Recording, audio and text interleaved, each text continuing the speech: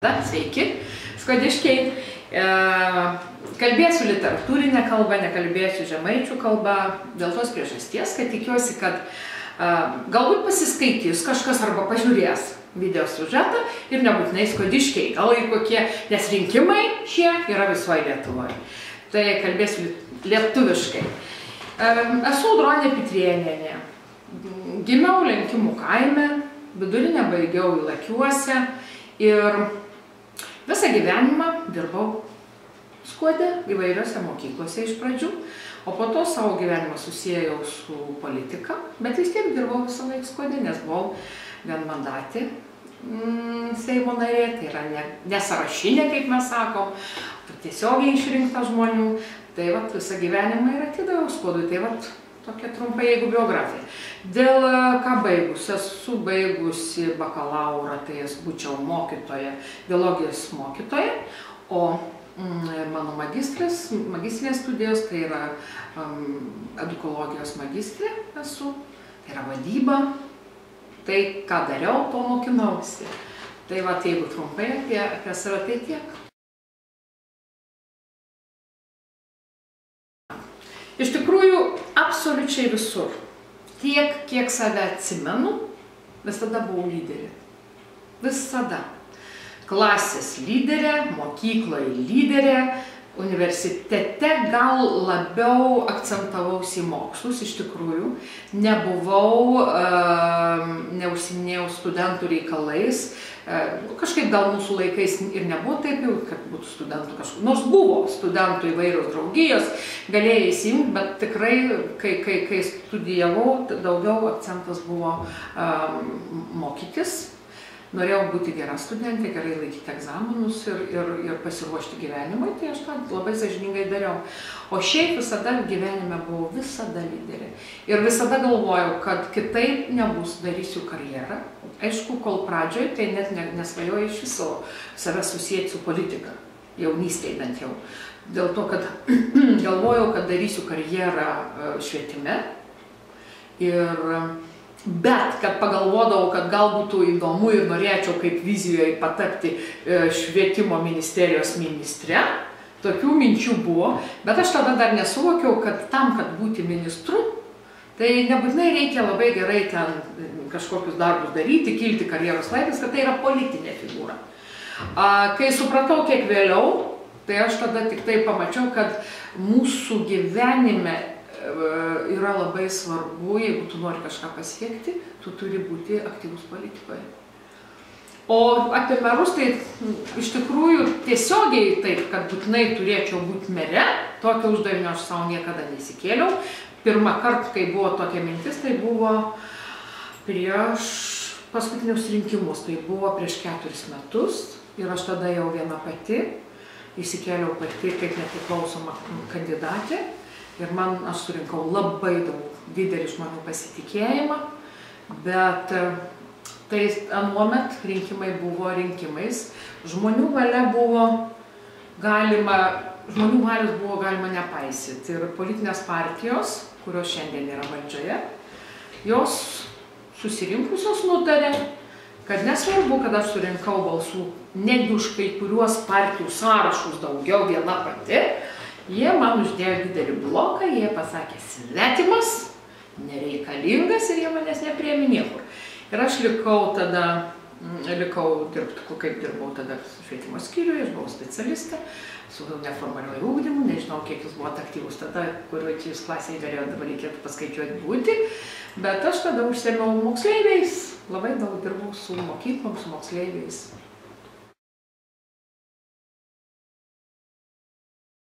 Tai va, tai dabar prie to klausimo, kodėl būtent, nes iš tikrųjų tai yra žingsnis, kaip ir sakykime, paprastai logika yra kokia?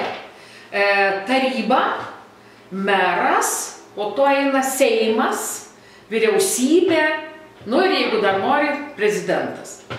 Nes jau aukščiau kaip ir nelabai yra kur, nu dabar dar atsivėrė galimybės į Europą, taip? Tai liktai mano dabar tas sprendimas būtų kaip ir laiptelis žemyn, ar ne, Seimo narys ir meras. Bet, matot, aš tiesiog galvoju, kad Skuodui reikia atiduoti duoklę. Tai yra mano misija. Aš Skuode mokinausi, dirbau, kėliau kvalifikaciją, aš čia išaugau ir mano suvokimu, kad aš turėčiau kaip ir grąžinti tai, ką aš pasėmiau. Nes mane išaugino Skuodas. Ir kaip politiką, ir kaip žmogų, ir kaip asmenybę. Ir kai šiandien jau yra tiesioginiai rinkimai, kai aš žinau gerai, kad žmonių valia yra lemiamas rodiklis. Nes priešingų atveju tikrai man būtų visiškai nereikalinga dalyvauti, nes manęs vis tiek vėl bloką uždėtų kitos politinės partijos. Nes per stiprus konkurentas, labai stiprus konkurentas. Tokių žmonių stiprių nelabai nori. Tai, o čia dabar tiesioginė valia. Tai va žmonės ir pasakys, ar jie nori, kad būtų Pitrėnienė merė, ar nenori. Ir jeigu jie pasakys, kad Pitrėnienės nori, aš esu pasirengusi būti Skuodo rajono žmonių merė. Ir būsiu, žinot, galvoju, kad būsiu labai gera merė, nes turiu savybės. Būsiu labai žmogiška, nuoširdi, paprasta, bet būsiu profesionali ir meras strategas ir valdanti situaciją.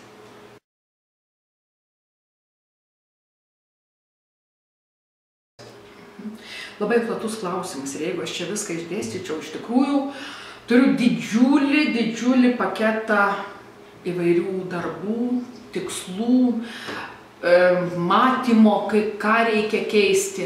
Bet jeigu labai trumpai ir apie patį esminį dalyką kalbant, taip, trumpai, kad kažką taip, kad palikti kažką šitoje juostoje, kurią ten takelėje, kuris dabar bėga. Tai, žinot, sudėlioti viską galiu į vieną pagrindinę problemą. Visos didžiausios problemos Skuode kyla nuo nedarbo.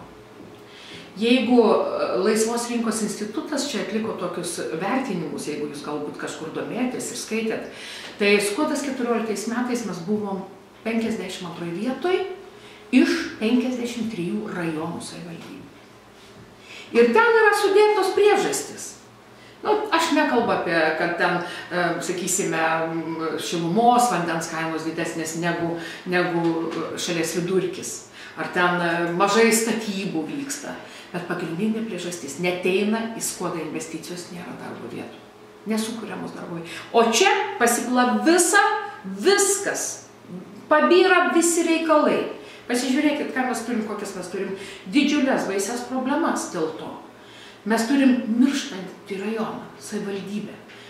Mūsų kasmet daugiau nei 100 žmonių numiršta, negu gimsta. Jeigu gimsta 172, 14 metais gimė vaikai, mirė 100 su virš daugiau. Plus iš tų 172, 52 yra tik įregistruoti. Iš esmės, tas pusė 100 gyvena užsienyje. Jie tik tai, tėvai dar nepraradę ryšio su savo gimtine, jie dar čia grįžta, bet jau ir tas vaikas, ir abu tėvai gyvena užsienyje. Kasmet yra virš 40 vaikų suteikiama laikinoji globa dėl to, kad abu tėvai išvažiuoja dirbti į užsienį. Po 180, 200 vaikų mažiau ateina rugsėjį į mokyklas. Štai toks labai mažas žvilgsnis į situaciją, kurią sudaro būtent viena pagrindinė priežastis. Tai yra nedarbas. 13,6%. Ir tai čia tas suponuoja darbą mano pagrindinį. Ir kai va čia filmavomės dabar Vilniui, mes paklausė, koks yra projektas, darbas pagrindinis. Aš jums atsakiau tada ir tenai, ir čia pakartosiu. Vienas ir pirmas, ir paskutinis, ir linija per visus 4 metus, jeigu aš būsiu išrinkta, tai bus investicijų pritraukimas ir darbo vietų kūrimas. Ir kokiu būdu tai yra konsoliduoti visas pajėgas, žmogiškosius resursus ir savo kaip mero. Ir visų kitų norinčių arba dirbančių savivaldybėje. Bendravimas su organizacijom, kad ir su ta pačia darbo birža. Su visom, žodžiu, ir tai, kas įmanoma, ir to netgi kas neįmanoma. Ir tai reikia padaryti. Priešingų atveju viskas stabdžių nėra. eisim tik žemyn. Tai yra dabar paskutinis taškas. Arba mes dar kažką pabandom padaryti ir padarom, arba mes tiesiog sunaikinam rajoną. Arba iš karto duočiau klausimą jums. Jūs turėtumėte pasakyti, kaip jums čia yra tamis kodėl. Bet, žinoma, aš nuomonę turiu. Visą gyvenimą dirbu, tik su jaunimu dirbau. Dabar gal kažkiek truputėlis, nors mano taigi sritis, kokia aš esu, švietimo, mokslo ir kultūros komiteto pirmininkė. Man visos Lietuvos studentai, visos Lietuvos ikimokyklinis, visos Lietuvos bendrasis ugdymas, praktiškai aš nuo jaunimo niekur nesu pasitraukus. Ir visas gyvenimas mano yra darbas su jaunimu, su vaikais, kaip juos pavadinsi. Šiuo metu apie 4000 mes turim jaunų žmonių savivaldybėje, bet iš jų yra gal kiek daugiau negu 1500 mokiniai. Tai yra nuo 14 iki 18 metų. Likusioji dalis yra vyresnieji iki 29 metų. Ir, žinot, galvoju, kaip yra su mūsų rajone. Problemų yra. Ir gal tas problemas mes matom skirtingai, tarkim, ką jūs pasakytumėt man ir ką aš jums galiu pasakyti. Tai yra truputėlį kiti dalykai, aš jau dabar žiūriu vis tiek, bet kokią iš šalies. Kaip suaugusio žmogaus žvilgsnis yra, kaip mamos, kaip močiutės, kaip politikės, kuri dirba ir kuri labai rūpinasi.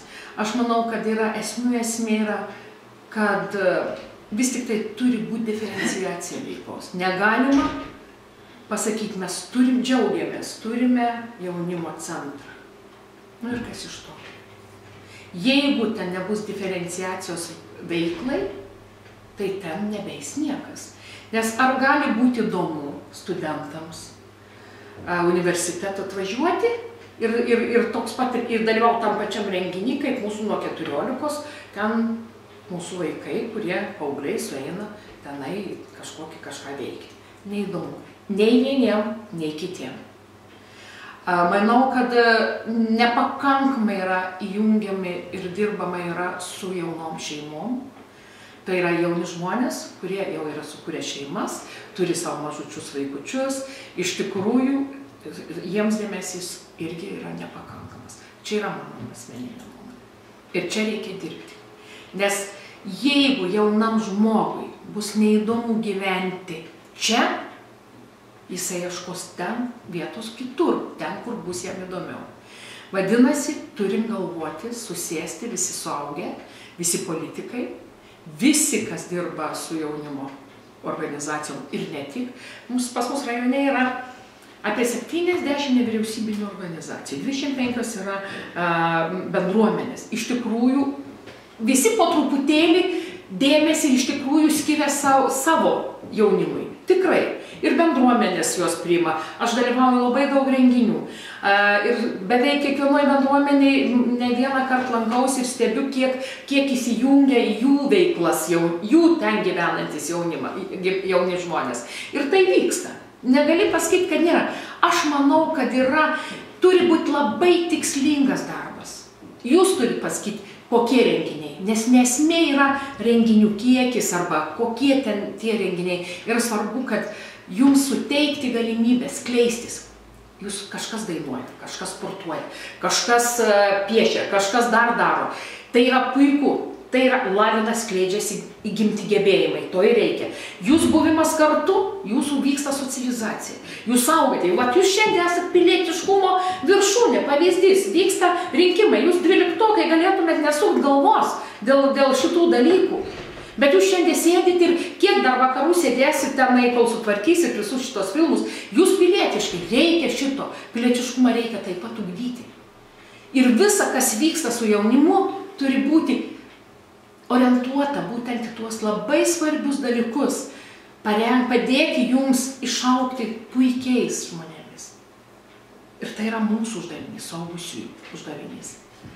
Ir galvoju, kad neturėtų būti renginių, kurie aš išgirdau lankydamasi, čia buvo tokia ataskaita, davė mūsų policijos pareigūnai ir buvo toks pasakytas sakinys, kad vienu nuo renginio metu jaunimo centro šokiuose buvo mažesnis skaičius mokinių, jaunuolių negu policijos poskyryje.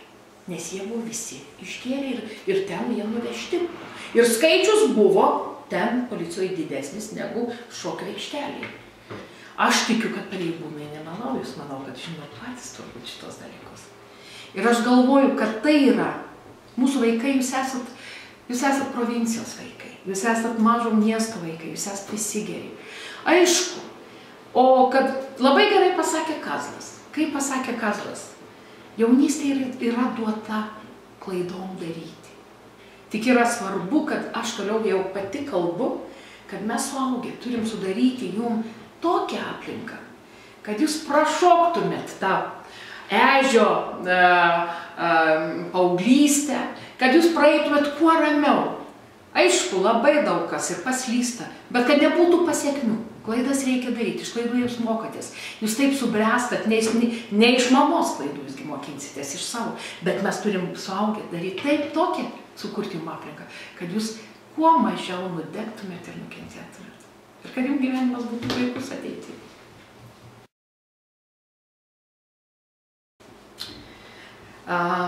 Manau, kad išsiskiriu patirtim pagrindę. Aš turiu labai didžiulę patirtį. Tai yra 6 metai darbo Seime. Ir ne taip, kad eilinė Seimo narė, aš 6 metus vadovauju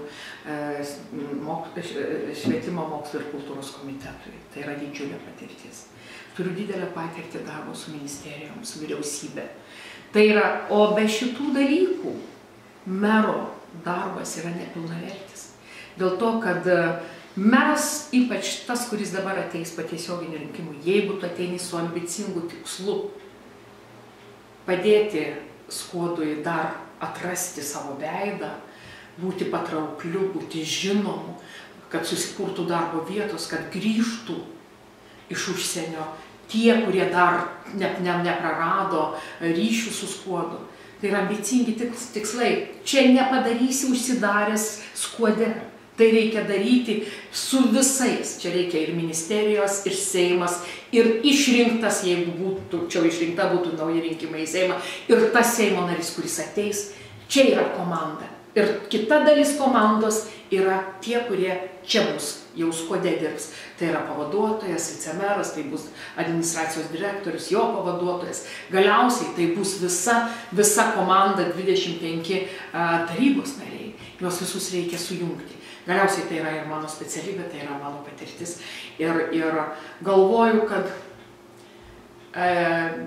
tiesiog įgimtis aš turiu įgimtas savybės, lyderio savybės, kurios irgi man padeda labai ir padės, manau, šitam darbe. Energija. Nežiūrint, kad aš nesu labai jaunas žmogus, bet aš turiu labai dar daug energijos. O vienas dar aišku, tai yra, kad aš pat kokia atveju aš visą gyvenimą dirbau Skuodui. Tai yra toksai dar meilės Skuodui savo. Nes kai dirbi Skuodui, dirbi ir savo. Tai yra natūralu, nes aš čia gimiau, panašu, kad čia norėčiau ir numirti.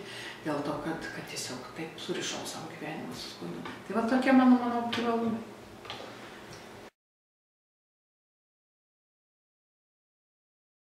Labai trumpai atsakysiu, tai yra kažkur tai plius minus kokia 12-13 metų.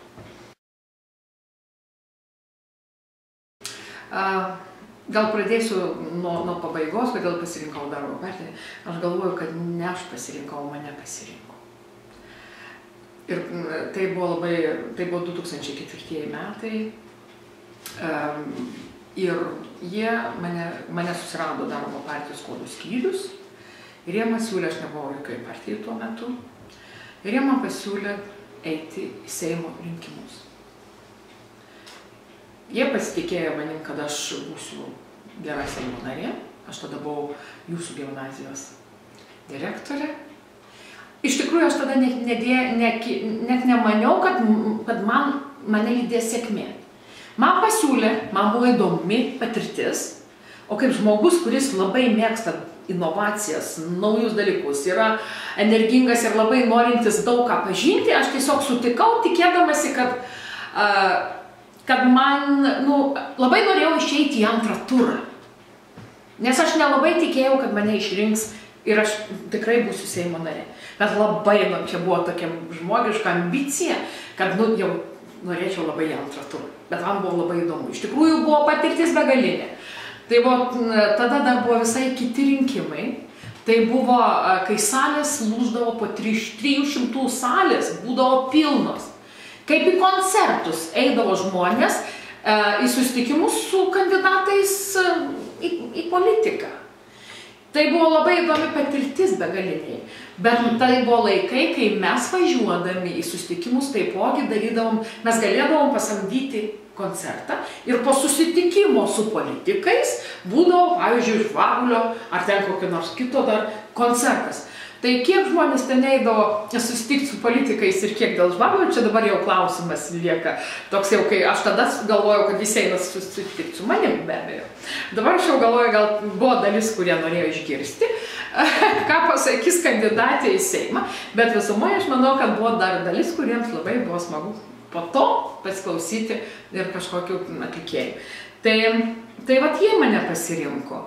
O kodėl ne kitos partijos? Žinot, yra sudėtinga. Pitrėnienė, vat pagalvokit dabar, jūs susitiksit visus kandidatus ir jiem pasikviesti savo partiją Pitrėnienę. Ką tai reikš? Praktiškai prognozuoti gali ką? Kad po kažkiek tai laiko, tai yra konkurentas labai stiprus ir galbūt jau jeigu jinai užsinorės patapti skyriaus pirmininku, pavyzdžiui. Tai yra konkurencija. Ir pasikviesti pas save Pitrėnienę yra gana sudėtinga. Aš tą pripažįstu, nes aš esu labai veikli, be galo darbštus žmogus esu. Ir jie tiesiog manęs kiti, aš manau, kad tiesiog jie nenori manęs dėl to, kad jie manęs bijo kaip konkurento. O darbiečiai jie pasikvietė, tai vat aš esu čia.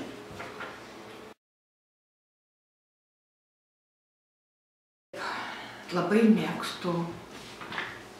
Kas dabar pirmoje vietoje?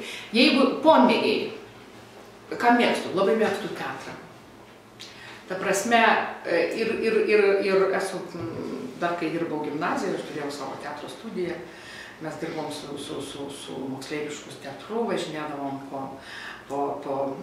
įvairius konkursus, dainų šventėje buvom kartu su gimnazistų teatru. Pati vaidinusi esu, režisavusi esu daug, bet visuma labai, dabar jau tom laiko nebėra, nebeturiu paskutiniu metu, bet tai, kai būsiu senjorė, išeisiu į pensiją, tikrai vėl turėsiu senjorų teatrą. Vienareikšmiai. O labai dabar mėgstu profesionalų teatrą. Pati labai lankausi praktiškai Vilniuje, dabar akademiniam mūsų nacionaliniam teatre, kaip čia valstybinis mūsų nacionalinis teatras. Vilniaus iš tikrųjų, mažai spektaklių, kurių esu neplankius, labai dažnai lankausi. Važinėjau ir į Kauną, ir ten lankausi, ir muzikiniam, ir teatro, ir Klaipėdos muzikiniam teatre. Tikrai labai mėgstu. Iš vis mėgstu profesionalius atlikėjus, ne tik tai teatrą, bet ir muzikantus, ir visus, ir dainininkus, ir visą kitą. O jeigu dabar imti dar tokį pomėgį, manau, kad čia jau su tėvų ar Dievo pagalba. Tiesiog turiu tokią prigimtį, kai man laikas nuo laiko ateina tokios įvairių minčių. Tokios įvairios mintis, kurias aš sudėlioju projektuose. Tai yra tai, ko niekas dar nebuvo, tarkim, darę. Arba kažkas labai įdomaus, kas galėtų būti įdomu, ne tik man, bet ir kitiem. Tai va taip yra gimę dešimtis projektų, įvairiausių, tai yra ir moksleiviams, ir mokytojams, labai įvairūs, netgi jeigu kalbant apie stovyklas vasaros, ir lyderių mokykla, lyderystės versmė, stovyklų ten visi dalykai, tai čiagi yra pirmieji mano labai tokie nedidelė dalelė projektų, kuriuos aš sugalvoju, parengiu projektus, pasirenku komandą, susikviečiu bendražygių, bendraminčių, tokių neramiai gyvenančių, kaip ir aš panašiai.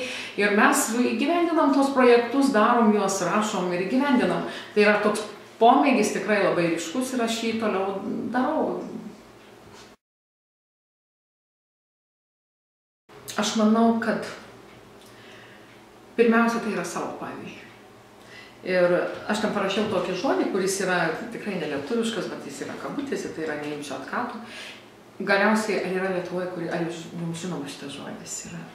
Nes čia aš kaip turėjau garbės, kai kurie politikai sakė, kad šitas žodis jiem yra nežinomas. Bet jau politikoje esantis po kokie 10 metų. Tai aš tada įtariu iš karto, kokią darau tokią prielaidą, nesąžiningai pasakė, ne? Nėra žmonių, kurie nežinotų šitos apraiškos, šito žodžio, nelietuviško, bet aš galvoju, kad jis yra toks, sutirštintom, jis man toks negražus žodis, už tai aš jį ir įdėjau, kad žmonės atkreiptų dėmesį. Žinot, galvoju, jeigu žmogus yra linkęs imti ne savo, tai jis yra kas, lietuviškai kalbant? Vagis. Tai aš galėjau, žinoma, parašyti, aš nesu vagis, bet tai dar galima pakreipti, pradėti kalbėti. Atkatas tai yra politikoje atsiradęs žodis, net nežinau kokios kalbos, tikrai nesigilinau. Tai aš galėjau parašyti, iš esmės tai yra, ir čia ne prie ko, nei rinkimai, nei ar tu politikoje, ar tu ne politikoje. Jeigu tu toks nesi, tu to nedarai. Tai yra vertybinis dalykas žmogaus, ar ne? Aš, pavyzdžiui, žinau, kad man taip yra sudėliota vertybių skalė, kad aš to daryti negalėsiu niekada. Ir dabar to negaliu daryti. Ir man visiškai nesvarbu, ar aš dirbau mokyklos direktorė, ar aš dirbau švietimo skyriuje, ar aš dirbu dabar Seime, aš to daryti negaliu. Nes tai yra vertybinis dalykas.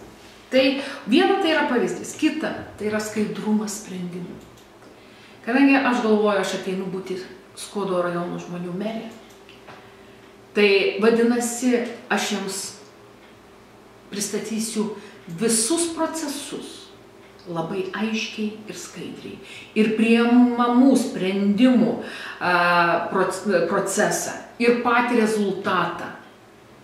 Ir tai bus, manau, didžiausia, viena iš tų linijų kovos. Bet to yra čia dar ir dariniai, yra antikorupciniai visokie ten komisijos ir visa kita, tai čia jau įsipins visi kiti dalykai. Bet be abejo, stengsiuos jau ir pati to nedaryti, ir stengsiuos, kad ir kiti to nedarytų. Čia su manim klausimas mano.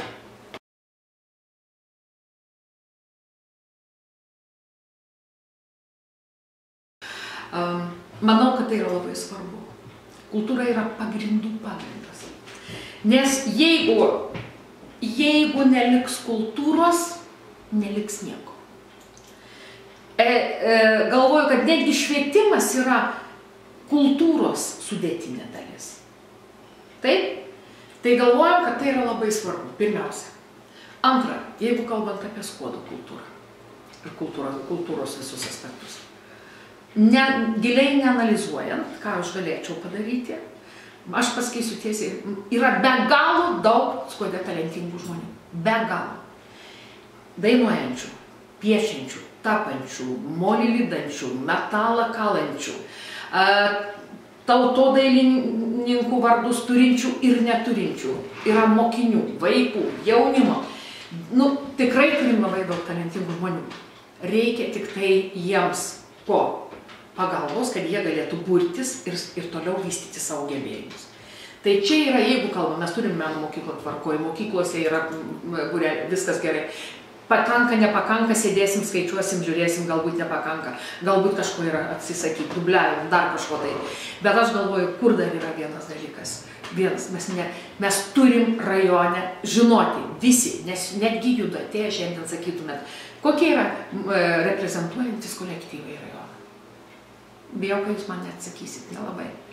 Dėl to, kad nėra to ryškaus tokios takoskyros. Bet tai yra tie kolektyvai, kurie garsina Skuodą Lietuvoje ir už Lietuvos ribų. Mes turim puikių kolektyvų, ir etnografinių, ir visokių, bet jiems turi būti ir dėmesys, ir finansai, ir vadovai parengti patys geriausiai. Ir tai yra, kai negėda būtų išsiųsti bet kur. Ir bent kurio laiko. Tai yra ne taip, kad mes susikaupėm, mes turim daug tikrai kolektyvų. Mes susikaup, mes padarom, mes išvažiuojame dainų šventės, gerai atstovaujam, viskas tvarkoj. Bet turi būti tokie kolektyvai, kurie yra, va, šiandien pasakai, rytoj jie važiuoja, nes jie yra Skuodą reprezentuojantis kolektyvai. Jų neturi būti labai daug, bet jie turi tokie būti. Kita, aš manau, kad mūsų kultūriniam gyvenimui, sistemai trūksta ambicingų tikslų. Pavyzdžiui, kodėl Naisiai šiemet patampa Naisiai bus mažoji kultūros sostinė? O tai kodėl ne Skuodas kultūros sostinė mažoji? Jeigu būsiu mere, šiemet tikrai ne, Naisiai jau yra Naisiai, tai aš galvoju, kad jeigu ne 16, bet norėtųsi, kad būtumėm ta kultūros sostinė 16 arba 17 metais. Galiausiai, kiek yra, kodėl kažkas turi šokolado kelią, kažkas turi alaus Biržai kelią, mes neturim tokių, o ką mes neturim akmens, mes turim Apolės piliakinį, mes turim didžiausią akmenį. Tik reikia sudėlioti tuos takus, čia šalia pagalvoti visą programą, ją pateikti Lietuvai ir už Lietuvos ribų išplatinti. Ir čia visiems atsiranda veikla. Čia ir tas pats amatų meistras, čia jisai, ir čia edukacinės programos mokiniams, suaugusiems, gali padaryti keletą programų ant to vieno tako. Tai yra ambicingi tikslai, kur iš to būtų ir nauda, ir mums rajonui, ir mes žinome, ir pas mus važiuoja, ir mes išskirtiniai, ir mes įdomus, ne tik savo, bet ir kitiem. Galiausiai mes kultūra, visos rytis turi šiandien eiti ir padėti kurti darbo vietas. Čia vienareikšmiai, kitaip mąstyti mes negalim. O čia viskas susideda irgi. Ir va čia būtų indėlis, ar ne? Ir galėtumėm kalbėti labai daug. O dėl to atskirties, manau, kur yra? Pas mus tikrai atvažiuoja. Šiandien mes turim atremontuotus centrinius savo kultūros centro rūmus, namus. Ir ten kviečiami yra, ir žmonės dalyvauja, ir spektakliai yra kviečiami, ir koncertai. Aš galvoju tik tai, ko dar trūksta. Tai yra betarpiškas bendradarbiavimas su profesionalais ir programų bendrų kūrimas, edukacinių programų kūrimas. Kai ir mokykla, ir teatras, ir galbūt kažkoks tai kolektyvas kitas, kai jie yra pasirašytos darbo sutartys, tai yra bendradarbiavimas, sistemingas bendradarbiavimas, ne vienkartinis atvažiavimas pasirodyti, savo koncertą padaryti ar ten spektaklį, bet tai yra, kai yra sisteminis bendradarbiavimas ir ten dalyvauja ir suaugę, ir vaikai, ir politikai, ir visi vieni pas kitus važiuoja ir atlieka bendrus darbus. Tai yra, toks turi mano matymas. Su sportu mano santykis yra šiaip sau, iš tikrųjų, nesu niekada buvus sportininkė, aš buvau visada mėgau šokti, menas, taip, su sportu tikrai nebuvo. Tai viena iš pamokų, kuri būdavo visada labai man sudėtinga, sunki ir visa kaip. Bet buvo laikas, kai dirbau dar čia savivaldybėje, tai mano buvo sritis, buvo neformalusis ugdymas, tame tarpe ir sportas taip pat.